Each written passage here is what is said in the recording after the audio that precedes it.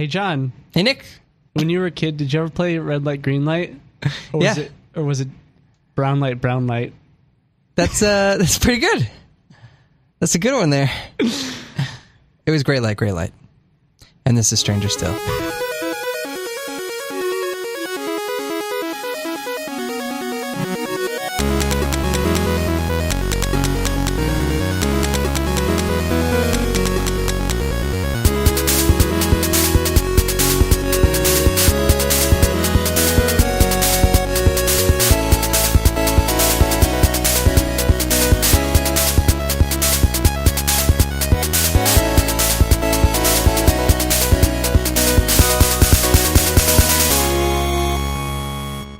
Should I tell everyone that I'm sick?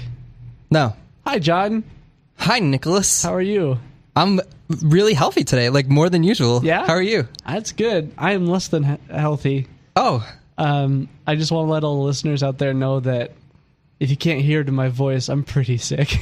Yeah. And he's like ill too. Right. But he's pretty sick. Yeah. I feel like both of those mean the same thing. Dude, nice. No, not in New York. Oh, okay.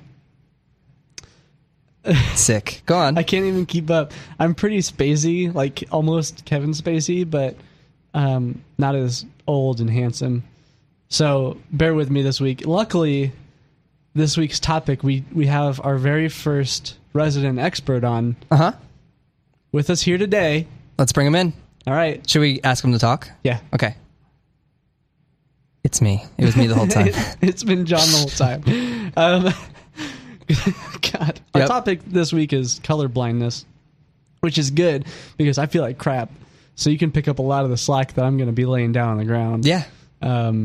So what does colorblindness mean to you? I feel like an interviewer. Yeah. Well, for a job. Being colorblind is really fun. Because it's the only handicap where someone asks you to prove it immediately after. Yeah. How often do you go up to someone in a wheelchair and say, "Oh, you can't walk"? They push your chair over. Prove it. Prove it. Oh, you can't see red? What color is this? Yeah. Yeah, so that's how it usually goes. Yeah. There's a comedian that does a bit about that, which I thought was pretty good. It is pretty good. My favorite experience with it was I bought this new messenger bag, and for all the normies out there, it was like a deep brown color, and John has a messenger bag that he always carries around. He had it long before I ever bought a messenger bag. And he comes into work and he says, "Oh, you think you can just copy me here?" I was like, "What are you talking about?" He's like, "Just get the same messenger bag as me." I was like, "I don't know what you're talking about." He was like, "You got the same color messenger bag as me." I looked at mine, I looked at his. Yours was tan. It's still green though, is the thing.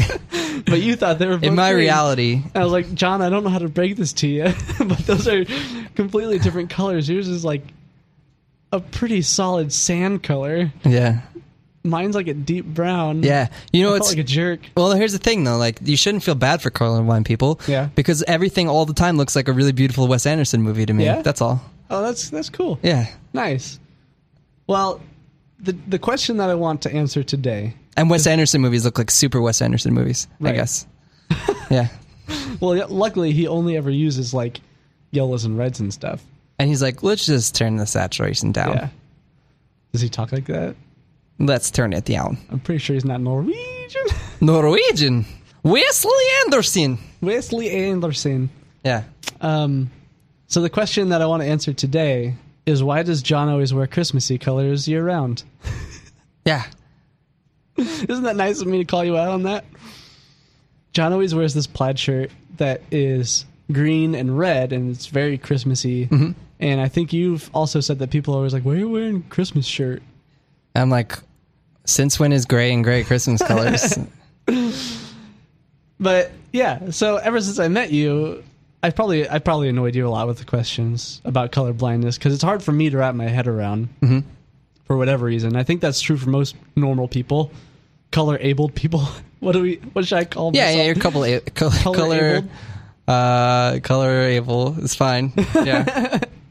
I'm color deficient. Color deficient. Yeah. Actually, there was like a politically correct name I came across while researching this, and I was like, no one cares enough to not call it colorblind people. What is it? It is color vision deficiency is the is the politically correct version of color blindness. I guess I wasn't really picked on except for like when I was a kid and I'd watch like Sesame Street.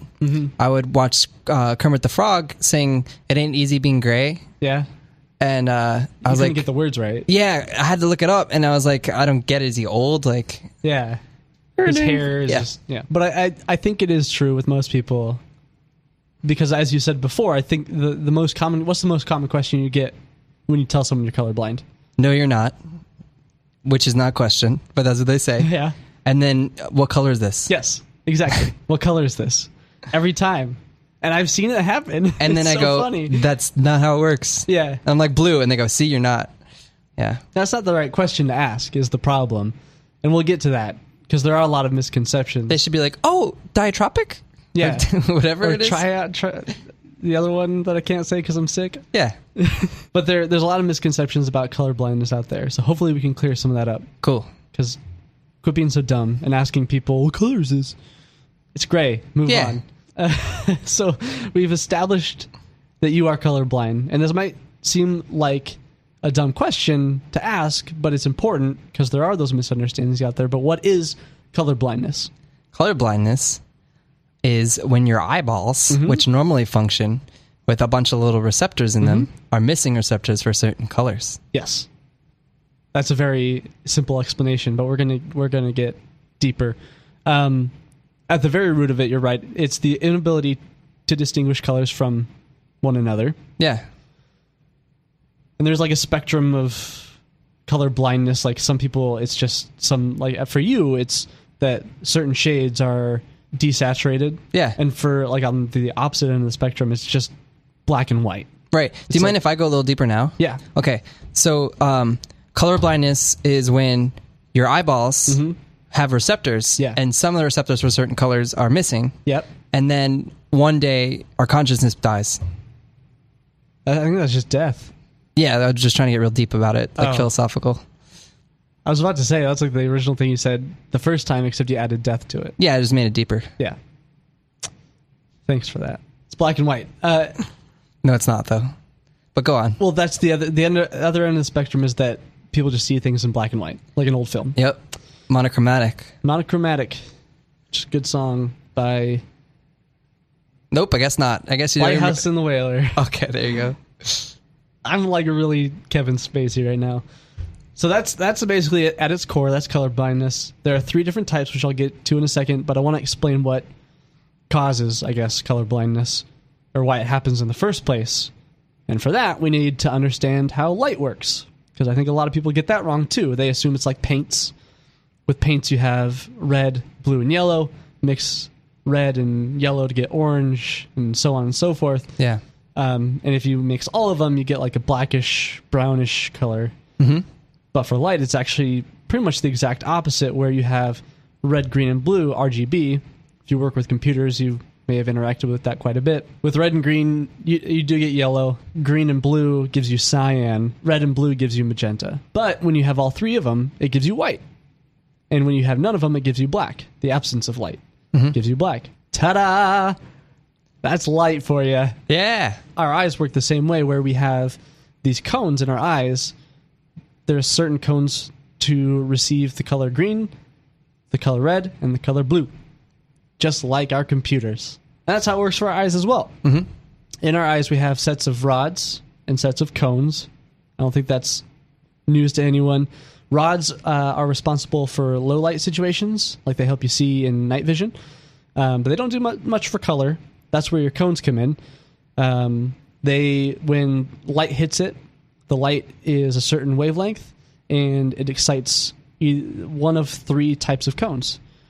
The first type of cones is red, second type of cones is green, and the third type of cones is... Biv. Well... Roji Biv? Roji Biv. Blue. I get it. It's blue, though.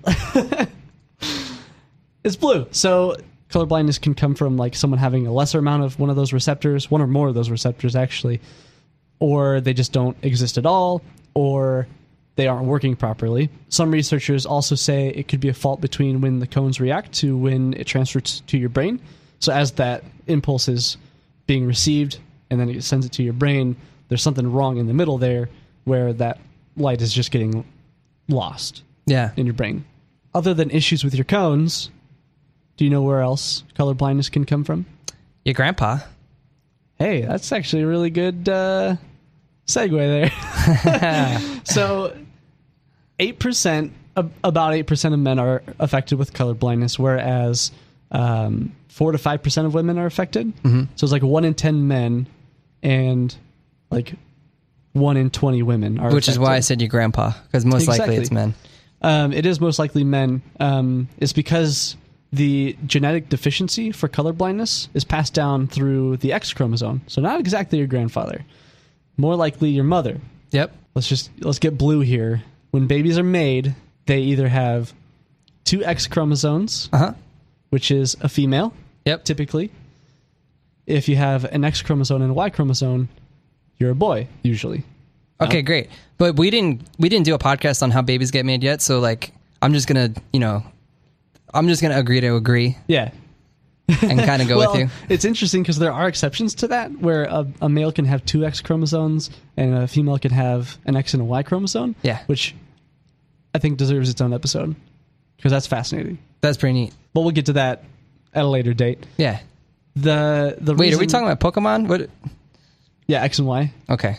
And then both games have Zygarde, and they never made a Z. I was kind of disappointed. Like, remember when they made Red, Blue, and Yellow 3 games, and then they made Gold and Silver and Crystal.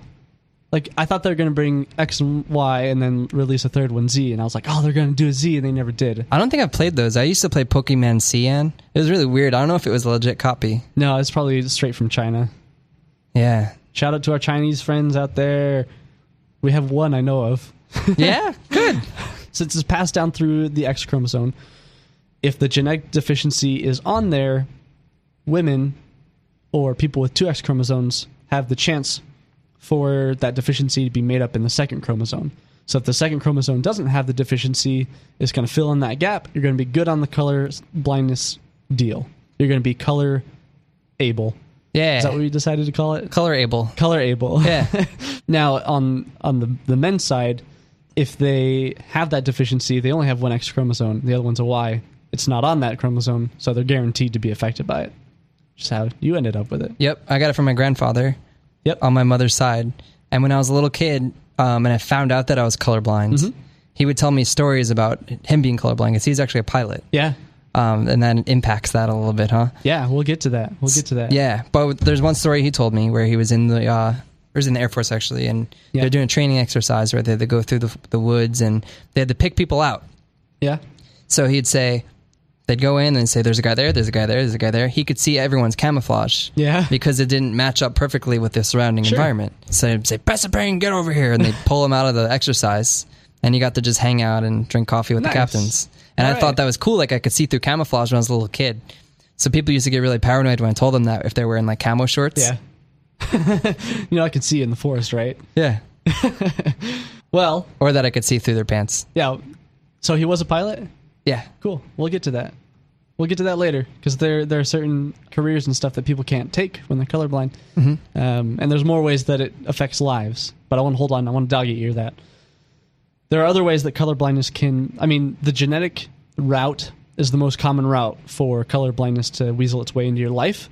There are other ways that I honestly didn't know about because in high school, I was told it was genetics and that was it. But aging is a pretty obvious one. As you age, your vision just gets worse. You can develop stuff like glaucoma. Those sort of things can make you more colorblind just as things become more desaturated. You can also develop colorblindness from trauma to your head. So one of the, I guess especially when you're young, if you like take a bad fall and bonk the back of your head, that's where the stuff that controls your eyes and your vision is. So if you take trauma at the back of your head, there's a more likely chance that you might be colorblind because of that. Some studies also say that shaken baby syndrome can cause colorblindness. Yeah. Because as you're shaking this baby, there's not a lot of protection. So it's going to bonk the back of their head and it can affect their vision in the long run. That's terrible. It is. And people, I shouldn't have to say this, but don't shake your babies. I don't think that's a problem. Is that a problem? It is. When we had our baby, they made us watch. It might have been because we had to go to the NICU, but we had to watch this video called Purple Crying, where it's like, sometimes babies just cry. If your baby cries, do not shake it. And that was the message for 15 minutes. Yeah, but like, why is that your next... what, would I just shake this thing? Yeah. You caveman? People just get frustrated. What is this? It did point out that most of the time babies affected with shaken baby syndrome are from... abusive? From other people. Okay. So like relatives or friends or something that just get frustrated with this crying baby. They don't know what to do. They get frustrated and they shake it. It's not a soda machine. Stuff. Right. It's not. Your Snickers isn't stuck. Yeah. Stop shaking that And if baby. it is, like, you have bigger problems. If your baby, like, won't... I don't know. There's CPR methods to get Snickers out of babies. You're right. Yeah. Wow. That was depressing. Yeah. Let's move on. Lastly, on what can cause color blindness, this was something that I never thought could happen. It was a huge surprise to me that medication can actually make you go colorblind. Is that temporary? It is. It's only like while you're on the medication. It's a side effect of the medication you're taking. So do people like get high on drugs to see black and white? Well, I think people can. Wow. Because barbiturates can cause it, and that's like antipsychotics, so antidepressants, or pain management drugs, that sort of thing. That can cause color blindness. Some antibiotics can. I don't know why that would happen. Blood pressure meds, and apparently some medications that treat tuberculosis can cause color blindness. I think it's because it has something to do with your nerves. Because I don't know. I would assume that it has something to do with your nerves, and that's kind of where the misconnection from cone to brain comes in. Is that somewhere that signal is being dropped, and I'm assuming these medications affect that transmission. If color blindness is a symptom of medication, your doctor's going to tell you. Yeah. So I'm not going to name any medicines, but after all that, let's go back to the types of color blindness. I said there's sort of a spectrum of color blindness. On that spectrum, there's also 3 definitive types of color blindness. You already said one, dichromacy, which is the most common form of color blindness. That's where red-green color blindness comes in, which is what you have. Yep. Which, you know, it's really weird about that too. Is a lot of times when people are asking me what it's like, they say, "Oh, so you can't see red or green." Yeah. Well, technically, I'm missing that, you know, those cones, but it more affects me with purples and blues. Really? I can tell the difference between red and green pretty easily. It's blues and purples that I've had trouble with growing up. You might have trichromacy. I think that's a possibility, but I also know that you get purple from red. Right. And blue, so... Well, you get magenta, as I talked about earlier. I don't know the difference between purple and magenta and violet. That's very true. But the dichromacy comes from usually like one of those 3 types of cones being affected. And usually red-green color blindness means that you have trouble distinguishing shades of red and green.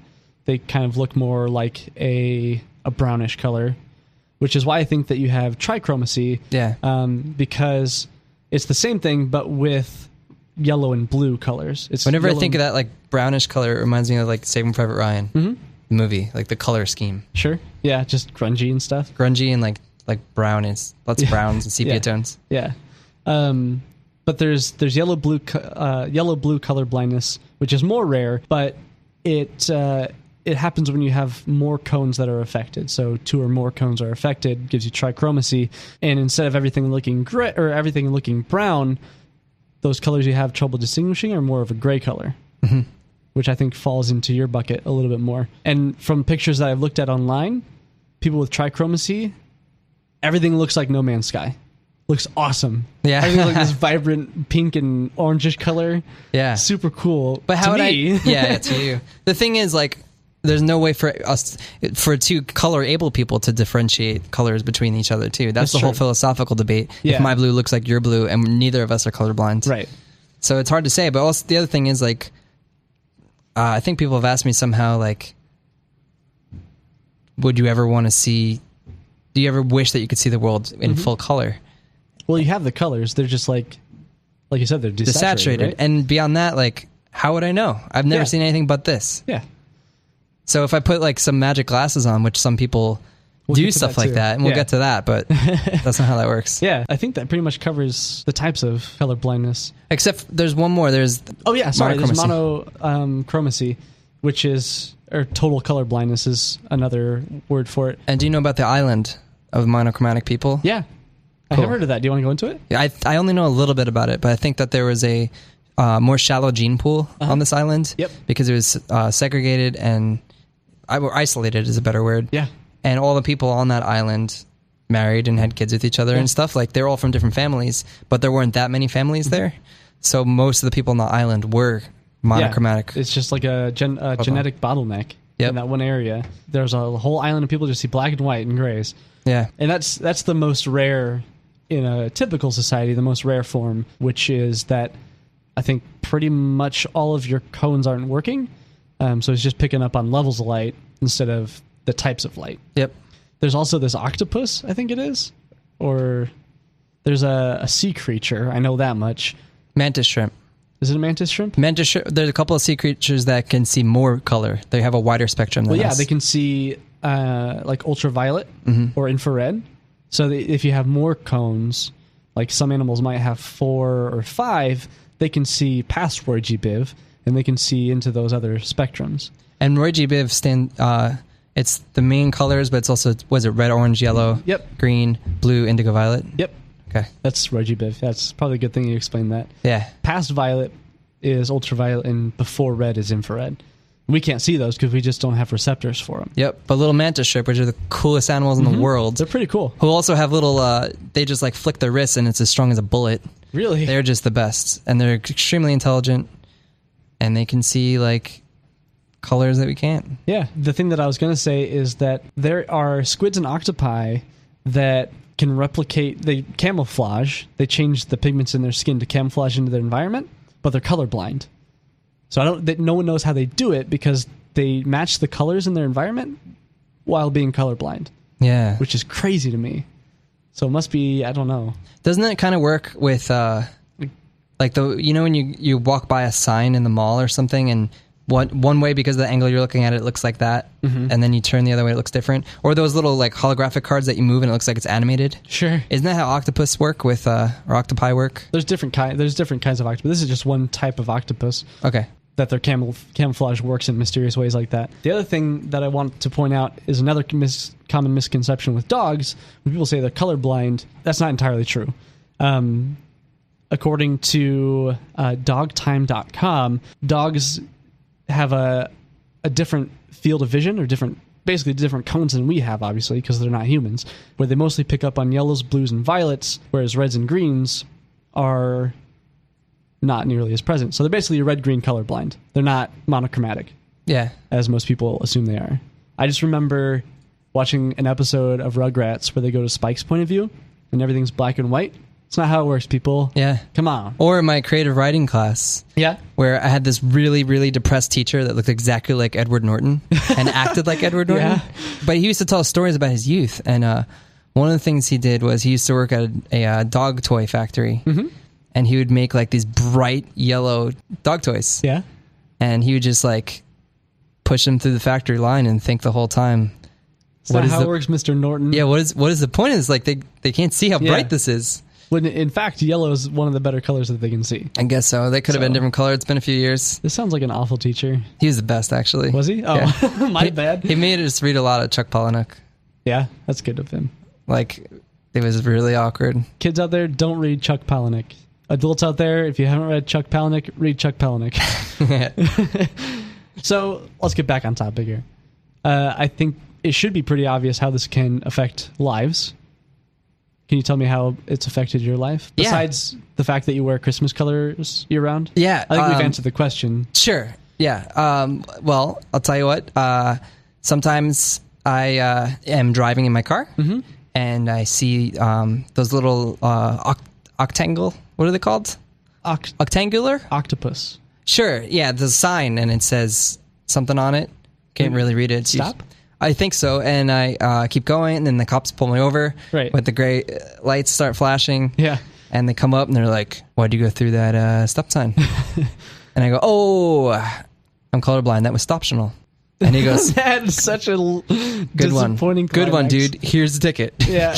Here's a $70 ticket. So, yeah, it's just discrimination. It's because I'm colorblind. Yeah. That's another thing people say, though. They say, how do you know when to go when the light turns green? Well, that's what I was going to get to, is that the good thing is that streetlights have an order that they always follow. What? Which is, oh, you didn't know this? The top is red, below that is yellow, and below that's green. Oh man, this would be so much easier. Yeah. Normally I just go when other people do. Yeah. But when I'm at a stop sign alone, I'm just like, oh my God, please somebody show up. Well, the confusing thing would be is that some places have them turned horizontally. Yeah. Which is really dumb. Uh-huh. Especially for colorblind people. It also can affect, like you said, pilots. Pilots can't be colorblind because they need to be able to distinguish who's on their side and who's not, I guess, right? Is that how that works? Yeah. There are some other, occupations that people can't have, especially if you work with electrical wires, because many of them are colored for certain things. Mm-hmm. And they're all colors. They're black and yellow and red and green and blue and purple and white and all these colors. You need to be able to know which one to cut, which I think would make a really good action movie. They're like, well, why do I cut? Cut the green one. And then they show a shot of it. It's all brown. I used to work. I'm past the statute of limitations, so I couldn't admit this crime. Mm-hmm. But I used to be a lifeguard. Yeah. And I would have to check the pool chlorine levels. Yeah. Oh, no. So I'd put my little test strip in. Yeah. And I'd take it out and go, yep, looks great. Just like it did every day, ever. Yeah. Oh, that's awesome. That's definitely not concerning at all. So luckily we can cure color blindness, right? No. Oh, well, okay. Just play with my livelihood. Yeah, you're welcome. Well, we don't have the technology now to do so. Right. They're all over the internet, especially lately, and especially on Facebook, because you brought this up. There's like that video of people putting on the glasses. Yeah. And they're like, oh my God, I can see colors now. Not how it works. People cry. People start crying and stuff. What happens with those glasses is they are specially tinted to make it easier for some people to distinguish colors. Mm-hmm. That's it. It doesn't cure your blindness. It doesn't cure your color blindness. It doesn't make you see those colors perfectly. It just makes them easier to distinguish from one to another. Yeah. Which, hey, that could be super useful, and especially for someone that is more affected by it than I am. Yeah. Like, yeah, I'll wear a weird colored shirt up here and there. I can't tell a blue or purple. But you don't want to be a pilot or an electrician, so it's not going to affect you. Yeah, and well, let's say I did. Okay, let's say I didn't want to be a pilot because I think that could be fun. Yeah. Even then, I think that technology's... I don't know how that's advanced because it was the colors of the radar, as far as I understand. Yeah, maybe. Could be. Well, they just upgrade their software now. I could see it. Yeah. I don't know how that works. The other thing, though, too, is that those glasses cost... I went on their website. They cost like $400 for a Band-Aid. Yeah. I mean, if you want to go for it, I'm not telling you not to, but that's $400 for a cover-up instead of... It's just it's desaturating all the other colors that you're good at seeing. Yeah, pretty much. So it just gives you a level playing ground. Yeah. There actually is a proposed cure.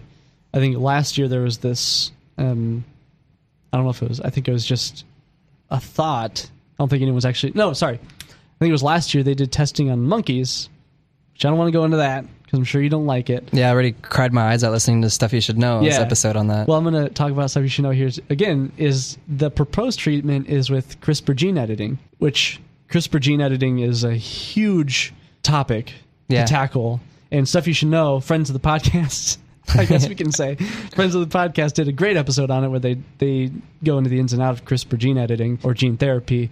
So I'm going to go over the basics. If you want to know more, go listen to them. Not that they need advertising. Yeah, you guys, we should, out of the goodness of our hearts, you should listen to Stuff You Should Know. It's stuffyoushouldknow.com.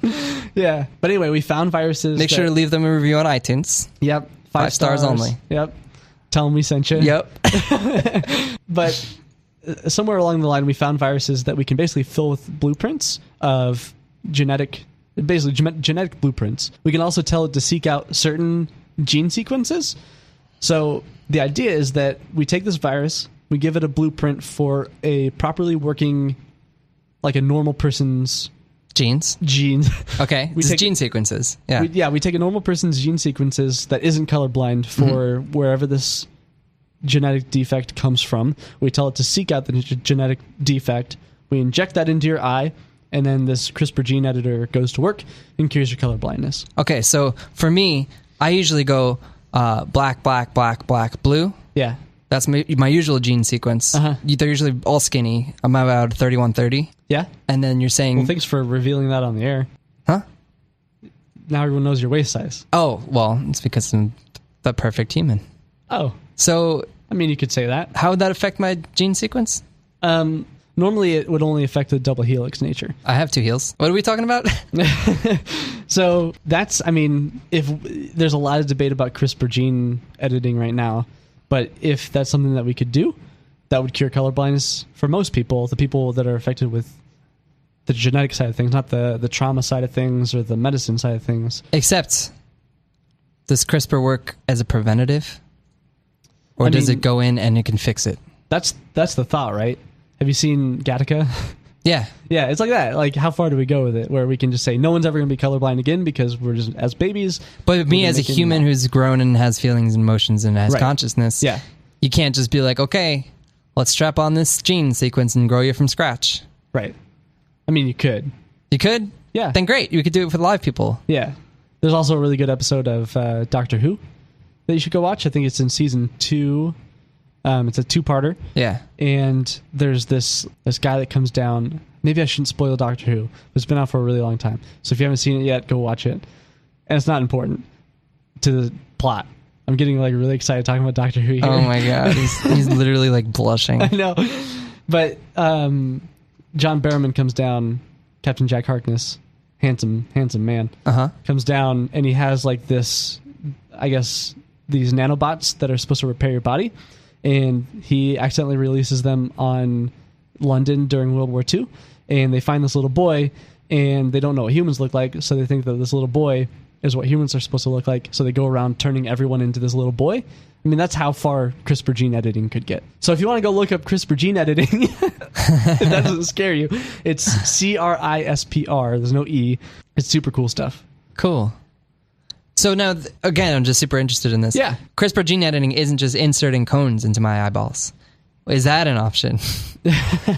Not that I came across. The only research that I found was this one that they did on monkeys with CRISPR gene editing. Yeah. And it worked on them to fix that defect. But as far as the problem is, and we'll say this time and time again, I've said it before, is that science doesn't know everything. We don't know exactly what causes color blindness. We just know that it is genetic, so we can cure it in that respect, but we don't know if it's a lack of cones or the message being lost somewhere or no cones at all. So we can't just say, like, you need more cones. Here's some cones. I mean, I'm right here, though. Like, do it. Like, I will open my eyes, just put cones in. And you want me to throw cones at your eyes? Please. Until you can see. We're going to go to the ice cream store after this as a joke, and it's going to be really funny for just us. Yeah. When they throw cones at my eyes. And they'll be like, why are these crazy guys laughing? Because of the cones. And they're going to be like, don't do drugs. Don't do drugs, kids. Yeah. Winners don't do drugs. Don't do drugs. You'll go colorblind. That's how it works. Yeah. That's all I got for color blindness. Do you want to recap? Yeah. Don't do drugs. You'll go colorblind. All right. Also, your eyeballs have a bunch of cones in them. Yep. And rods. Yep. And Rod's chill. He's like, yo, what's up? Man. I like to hang out in the low light. Go to the club. You live in the shadows. I was born in them. Yep. That's what Rod. Rod says. Yeah. And cones are like little rainbows. Yeah. And they dance all day. Yeah. Party at night. They suck up all the colors and they spit them out through your eyeballs into your brain. Yep. Or into your eyeballs from the outside. I'm dizzy. What was I saying? I got lost there, and I think your eyes rolled back into your head. Yeah. Huh? Great job. Great job. What's next? That's color blindness. That's color blindness, a review of the color palettes of movies. How did you feel about The Twilight Zone? It was black and white. This has been Color Blindness. Our new hits podcast series. Let's talk about how much we love Wesley Anderson. Very desaturated. Perfect levels. Should we move on to a listener question? We should talk about that podcast that mentioned us. Yeah, so first things first, we had a shout out from Random Sampling, another podcast. Friends of the podcast, they were talking about bugs on one of their episodes, so they brought up our podcast, kind of. Yeah. A lot of oftentimes. Yep. Okay. People confuse our podcast with the non-podcast Stranger Things. Which came out how much later than our podcast? Like a couple weeks. Like a couple of weeks after Stranger Things came out. Not that it didn't have pre-production for a year or two. But it's confused a lot of people, and that's what happened on this podcast. They called us Stranger Things instead of Stranger Still. Yep. Which we'll still give them a shout out. Go listen to Random Sampling, even though they got our name wrong. Let's get their name wrong. Random Sapling. Random Sapling. It's a tree podcast. It's about arbors and arbor days. And it's a very limited podcast scope. But anyway, my wife has done that. Shelby always tells people, she's like, when I go on Facebook, I thought a lot of people were excited about Nick's podcast, but then I realized they're talking about Stranger Things. Yeah. And also, like, what better thing to be confused with? Just like the best show? Yeah. It's that great. Show is so good. And I do want to say that I wish that I had watched it before we did our Conspiracy Theories podcast. Yeah. Because I hadn't watched it, and I watched it like a week after we did our Conspiracy Theories podcast. Watched it all in one day, and they talk about MKUltra in that show. And I totally could have tied it in, because it's a big plot point in that show.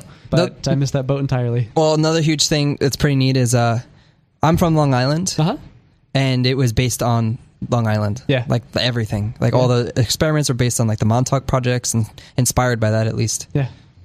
And me and my friends used to go over to like Kingsburg Psych Center when it was abandoned and like check all that stuff out. Creepy stuff, yeah. Yeah. Cool. Also, we had a couple people share our podcast. You want to shout them out real fast? Oh yeah, Carissa did so. Yep. And so did Delia. Yep. And when you guys do that, it makes my heart fill with colorful joy, desaturated colorful joy. I was about to say, slightly grayish joy. Yeah, but it's still filled. Yeah. So thanks for sharing our podcast. We also had a new review from Nikki on iTunes. So thanks to Nikki for leaving that review. That's the best way you guys can help us out. Even if it's just leaving us some stars, you don't have to write anything out. It'd be greatly appreciated. Yep. So now let's get to that listener question, which actually came from one of our iTunes reviews. Oh, neat. Surprisingly enough. He left the review back on July 31st. So sorry it took almost 2 months to get to your question. But he wanted to know why our face turns red when we get embarrassed. I think. Because he left the question in the title of the review and it got cut off. So it said, why is our face turn red when we... So I assume it's when we get embarrassed. It could also be when you get drunk, because that happens to some people. But I'm going to go with when you're embarrassed. That's a long way to say, why does our face turn red when we get embarrassed? Okay. Well, Drew, when you get embarrassed, your fight or flight activates, which is? It's the little guy in your head from the movie by the Disney people. The little Louis Black, right? And he goes, what are you doing? Yeah. Yeah. No. I mean, yes, but no. Louis Black. That's my Louis Black impression. That's when he does that specific thing. I could do an impression of a lot of different people I didn't tell you about. Yeah. Ready? I want you to guess who this is. Yeah. Abraham Lincoln. Clearing his throat. Yeah. Do another one. Okay. Chef Boyardee. Catching his breath. Yeah. You know, gone off on a lot of tangents on this one, but I think it's good to do because I've been watching the Scooby-Doo Mystery Incorporated lately on Netflix, and Louis Black voices a character in there, and every time Shelby's sitting there and I'm watching Scooby-Doo and Louis Black says something, he's like, oh, hey, it's that one guy. I'm like, yeah, Louis Black. She's like, yeah, that one guy. It's happened like 3 times now. Did I tell you I met him? Did you? Yeah. Where?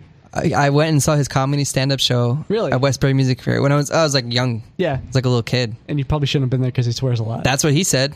I met him after the show, and he's like, how old are you guys? We're like, hey, well, get your autographs. Like, forget everything I said in there. That's funny. I bet when you met Louis Black and he said that, you were probably a little embarrassed, right?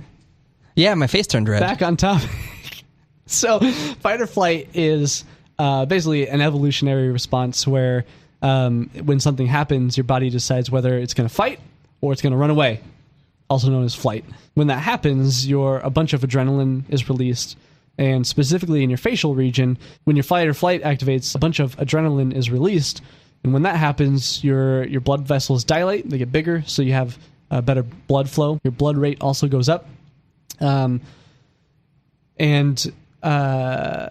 specifically in your face, they get bigger, and it shows up by turning your face red. Yeah, because adrenaline's red, and that's how you make Code Red Mountain Dew. Right. It's just 100% adrenaline. But the skin in your face is a little bit thinner, so your blood vessels are going to be a little bit more visible when they get dilated, so your face is going to turn red.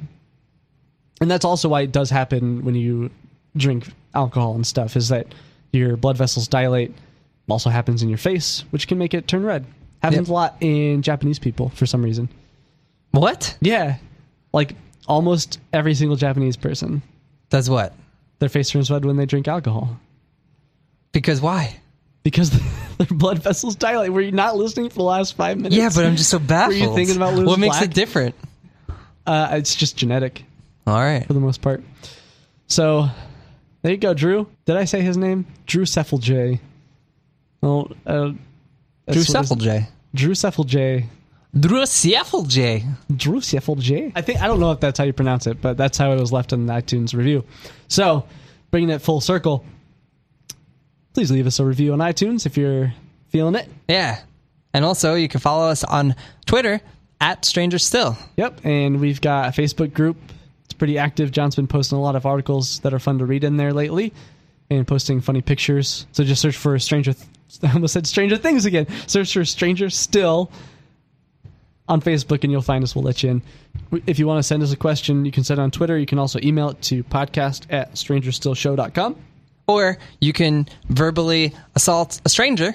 You're just going with that theme still, huh? By telling them, hey, I don't like you, but you might like Stranger Still. Yeah. Or just choose a random person walking down the street, grab their phone out of their hands because you know they're texting and walking. Go to the podcast app on their phone, search for Stranger Still. Leave a review first. And then hit subscribe, and then it'll just automatic download for them every Wednesday. Yeah, you could, if your arms are long enough, you could probably just put your palm on their forehead and watch them swing at you while you do all of that. Yeah.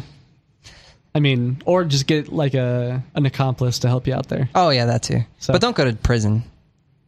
Unless that's a great way to meet new people to listen to us. I think so. Should we encourage people to go to jail to advertise our podcast? I don't know. I guess so. Nick and I are going to go and figure out our line. It's a little bit of a gray area, much like colorblind people. Wow, that wasn't forced. Yeah. You like that wraparound? Yep. So this has been Stranger Still. I'm still John. I'm still Nick. And this has been Stranger Still.